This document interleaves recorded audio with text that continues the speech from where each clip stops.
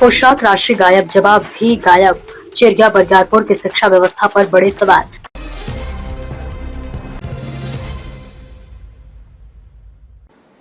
नमस्कार, स्वागत है आपका बेगूसराय न्यूज प्लेटफॉर्म में।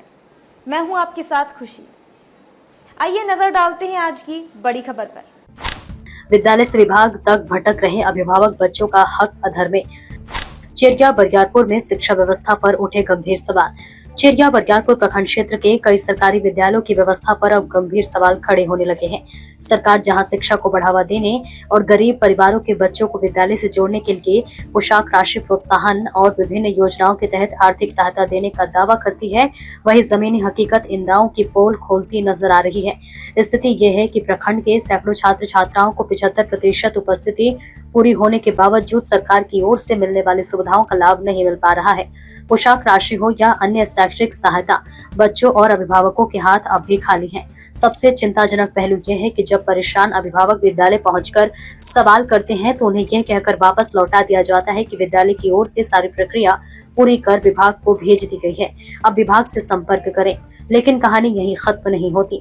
जब वही अभिभावक शिक्षा विभाग के कार्यालय पहुंचते हैं तो वहां से जवाब मिलता है, विद्यालय से संपर्क कीजिए। मामला वहीं से जुड़ा है, यानी विद्यालय और विभाग के बीच जिम्मेदारी का ऐसा खेल चल रहा है जिसमें सबसे ज्यादा नुकसान उन बच्चों का हो रहा है जिनके नाम पर योजनाएं बनाई गई थी। ग्रामीणों और अभिभावकों का कहना है कि सरकारी कार्यालयों और विद्यालयों के चक्कर लगाते लगाते वे थक चुके हैं, लेकिन न तो स्पष्ट जवाब मिल रहा है और न ही समस्या का समाधान। सवाल ये उठ रहा है कि आखिर 75% उपस्थिति पूरी होने के बाद भी यदि बच्चों को उनका अधिकार नहीं मिल रहा तो योजनाओं के लिए जारी राशि जा कहाँ रही है। ये मामला अब केवल तकनीकी गड़बड़ी या प्रशासनिक देरी तक सीमित नहीं दिख रहा, बल्कि शिक्षा व्यवस्था में पारदर्शिता और जवाबदेही पर बड़ा प्रश्न चिन्ह खड़ा कर रहा है। कई अभिभावक खुलकर यह आशंका जता रहे हैं कि कहीं योजनाओं की राशि के वितरण में भारी अनियमितताएं या फिर घोटाले की परतें तो नहीं छिपी हैं। प्रखंड में ऐसे सैकड़ों बच्चों के नाम सामने आ रहे हैं जिन्हें न पोशाक राशि मिल रही और न ही अन्य सरकारी सुविधाओं का लाभ। ऐसे में ये सवाल और तीखा हो जाता है, बच्चों के नाम पर आने वाली राशि आखिर किस खाते में अटक रही है और इसकी जिम्मेदारी कौन लेगा। यदि विद्यालय का दावा सही है कि सारी जानकारी विभाग को भेज दी गई है तो विभाग को स्थिति स्पष्ट करनी चाहिए, और यदि विभाग के स्तर पर कोई समस्या नहीं है तो विद्यालय प्रशासन को जवाब देना होगा, क्योंकि सरकारी फाइलों और कार्यालयों के बीच बीस रहा है सैकड़ों बच्चे का भविष्य।